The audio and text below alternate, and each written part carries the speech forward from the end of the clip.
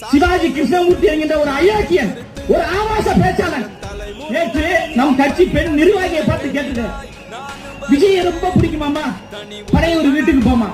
அட அயோக்கியன் நாயர், அண்ணன் விஜய் அவர்கள் தமிழ்நாட்டில் இருக்கிற தாய்மார்கள் எல்லாரும் மகனாக, அண்ணனாக, தம்பியாக பாக்குறாங்க.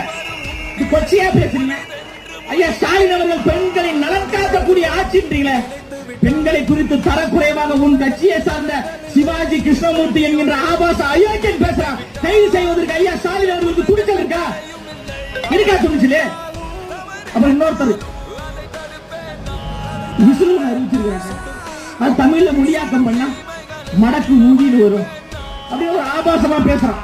கேனத்தனமாக பேசக்கூடிய கேன ஊதிகளே, அயோக்கியத்தனமாக பேசக்கூடிய அயோக்கிய ஊதிகளே,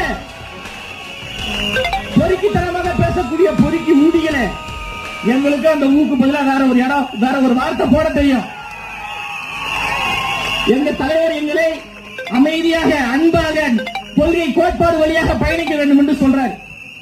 எதிராளிதான் தீர்மானிக்கிறார் நாம் என்ன ஆயுதத்தை கையில் எடுக்க வேண்டும் என்று. நீங்கள் அன்பாக பேசினால் நாங்கள் அன்பாக பேசுவோம்.